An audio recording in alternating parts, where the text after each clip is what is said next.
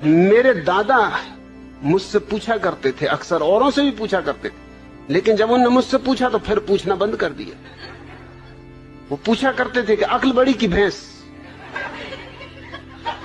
अब उनको कौन उत्तर दे? मुझसे एक दिन पूछ बैठे, मैंने कहा भैंस। उन्होंने कहा क्यों? मैंने कहा क्योंकि भैंस ये सवाल नहीं पूछती।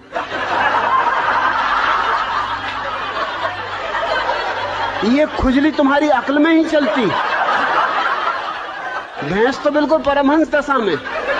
मैं कई भैंसों के पास जाके कई घंटों खड़ा रहा, कोई भैंस नहीं पूछती कि अक्ल बड़ी की भैंस। अरे भैंस को पता ही है कि हम बड़े, क्या पूछना।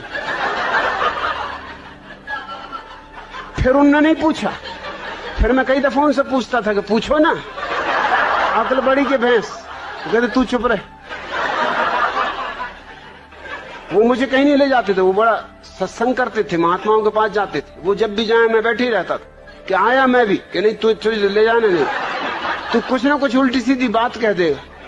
मैंने कहा उल्टी सीधी बातें तुम लोग करते हो, मैं सीधी सादी बात करता हूं। अब तुम ये बात पूछते हो अक्ल बड़ी की भैंस, और मैंने सीधा उत्तर दे दिया कि भैंस, तो तुमको लगता है उल्टी सीधी बातें कर रहा हूं। अरे आने दो, मैं भी तुम्हारे महात्मा को जरा दिखाऊंगा।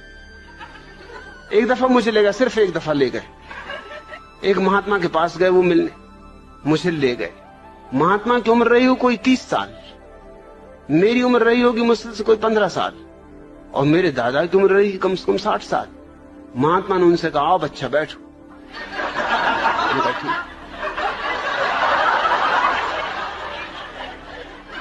मेरे दादा ने मुझसे कहा तुम्हें कुछ पूछना तुम पहले पूछ लो, नहीं तो फिर गड़बड़ हो जाएगी, फिर मैं पूछ लूं। मैंने उनसे पूछा कि बच्चा एक जवाब दो। महात्मा बहुत नाराज हुए, कहने लगे मुझसे बच्चा कहते हो? मैंने कहा तुम मेरे दादा को बच्चा कह रहे हरामजादे, 60 साल की उम्र के बूढ़े को बच्चा कह रहे, 30 साल के तुम हो, 15 साल का मैं हूं, तो कोई गणित में गलती कर रहा हूं? तुम बच्चा नहीं महाबच्चा हो। मेरे दादा ने मुझे फौरन बाहर निकाला, तू जा भैया, तू घर जाओ, कभी मेरे साथ मत आना।